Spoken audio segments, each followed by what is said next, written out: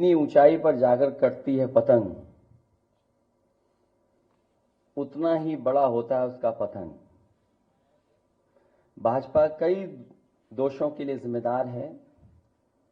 सामाजिक रूप से भाजपा ने देश में सौहार्द बिगाड़ा, व भाईचारा खत्म किया, जाति के खिलाफ जाति, संप्रदाय के खिलाफ संप्रदाय लड़वाया, संविधान द्वारा दिए गए आरक्षण को साजिशन खत्म करने के लिए बेरोजगारों से छल किया, पेपर लीक कराए, देश के लिए आगे बढ़कर लड़ने वालों की बहन बेटियों के लिए जानबूझकर अपने मंत्रियों से अपशब्द कहलवाए, महिलाओं के प्रति अपराध बढ़ाए, मणिपुर हाथरस महिला पहलवान, पिछड़े दलित अल्पसंख्यक व आदिवासियों पर अत्याचार और सबसे खराब व्यवहार किए जाने के लिए रिकॉर्ड बना। आर्थिक रूप से इलेक्टोरल बॉन्ड का ऐतिहासिक भ्रष्टाचार किया। इलेक्टोरल बॉन्ड के माध्यम से पैसा कमाने के लिए मुनाफाखोरी को बढ़ावा दिया, जिसने महंगाई को बढ़ाया।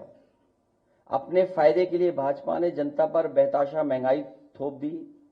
नोटबंदी से व्यापार कारोबार चौपट कर दिया। भ्रष्ट जीएसटी से छोटे दुकानदार तक को मंदी का शिकार बना दिया।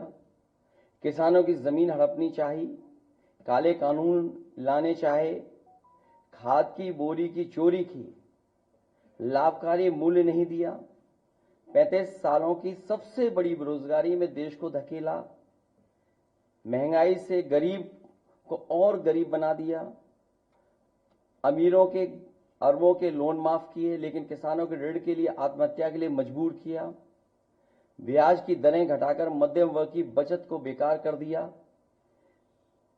बैंकों में तरह तरह के चार्ज और पेनल्टी से लोगों के खाते दीमक की तरह अंदर ही अंदर खा गए, बैंक लॉकरों के नाम पर जिम्मेदारी से पल्ला झाड़ लिया, नैतिक रूप से चंदे तक का पैसा खा गए, केयर फंड के नाम के आगे पीएम के नाम का इस्तेमाल करके बाद में हिसाब देने से मना कर दिया, अपराधियों को शामिल करने, उनके कृत्यों पर पर्दा डालना, जैसे मणिपुर में अपने संगी साथियों द्वारा बेटी के साथ मानवीय व्यवहार में, बीएचयू छात्र अभद्रता कांड में, खीरी किसान हत्याकांड में, हाथरस की बेटी के बलात्कार हत्या व कानपुर देहात कांड में जहां मां बेटी को झोपड़ी में जिंदा जलाकर मार डाला, ऐसे अनगिनत उदाहरण हैं।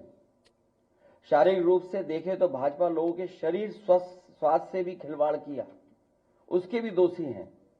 भाजपा ने बिना जांच परखे जानलेवा वैक्सीन लगवाई, कमीशन खाकर गलत दवाइयों को पास करके लोगों का जीवन खतरे में डाला। इसका सीधा असर जनता की सेहत पर पड़ेगा और आने वाली पीढ़ियों की तंदुरुस्ती पर भी। भाजपा पीढ़ियों पर प्रहार की दोषी भी है।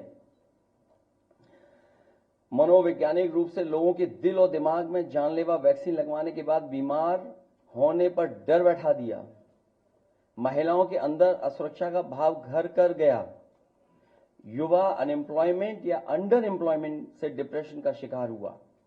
राजनीतिक रूप से चंडीगढ़ के मेयर चुनाव में कैमरे के सामने धांधली की, चुनी हुई सरकारें गिराई, खरीद फरोख्त का नकारात्मक सियासत को जायज ठहराया, पारिवारिक रूप से राजनीतिक फायदे के लिए परिवारों को लड़वा दिया, भाई के खिलाफ भाई को। मानसिक रूप से भाजपा ने अपने ही समर्थकों को हिंसक बनाया, मॉब लिंचिंग को मानसिक रूप से सही ठहराने की साजिश की, आपराधिक रूप से ऐसे लोगों को मंत्री पद दिया और बनाए भी रखा जिन्होंने किसानों की हत्या की, जो महिलाओं पर अत्याचार शोषण के दोषी हैं। न्यायालय तक में अपने लोग पिछले दरवाजे से सेट किए, न्यायाधीशों से खुलकर एक विचारधारा विशेष के लिए बयान दिलवाए, न्यायाधीशों को राजनीतिक पदों पर लालच देकर कानून तक को अपनी भ्रष्ट सोच से मैला कर दिया। यही काम यूनिवर्सिटी, कॉलेज, स्कूलों में किया। नौकरशाही में लेटरल एंट्री के बहाने यही धांधली की। योजना आयोग खत्म किया। ED, CBI, IT, income tax को सरकार बनाने, बचाने और चलाने के लिए इस्तेमाल किया। झूठे आंकड़ों से देश और दुनिया को छला, जिससे अंतर्राष्ट्रीय स्तर पर भारत को विकासशील देशों की श्रेणी से बाहर करने की बात से देश की शर्मिंदगी झेलनी पड़ी।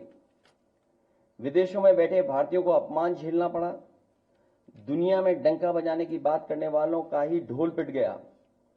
विकास व रोजगार के झूठे आंकड़े देकर ठगा। संवैधानिक रूप से संविधान को पहले कमजोर करने पर बदलकर धीरे धीरे खत्म करने की साजिश ही नहीं, अपने लोगों से शरेआम कहलवाया भी। लोकतांत्रिक रूप से जनतंत्र को मनतंत्र में बदलने का दुस्साहस किया। व्यक्ति को व्यवस्था से बड़ा बनाने और बताने का दुष्प्रचार कर लोकतंत्र की भावना का अपमान किया।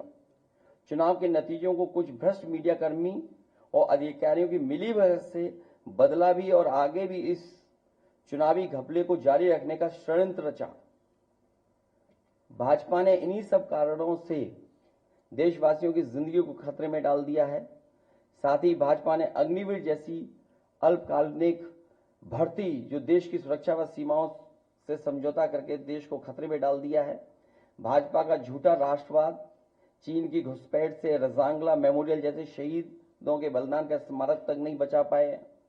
भाजपा की भ्रष्ट नीतियां बीते कल के लिए नहीं बल्कि भविष्य में भी देश की रक्षा के लिए असमर्थ व अक्षम है। इसलिए जनता इस बार गांधी जी को याद करते हुए करो या मरो की तरह आंदोलित हो गई है और अपने देश के भविष्य बचाने के लिए नया स्वतंत्रता आंदोलन लड़ने के लिए तैयार बैठी है। जनता स्वतंत्रता सेनानियों की तरह बलिदान करने के लिए तैयार है, क्योंकि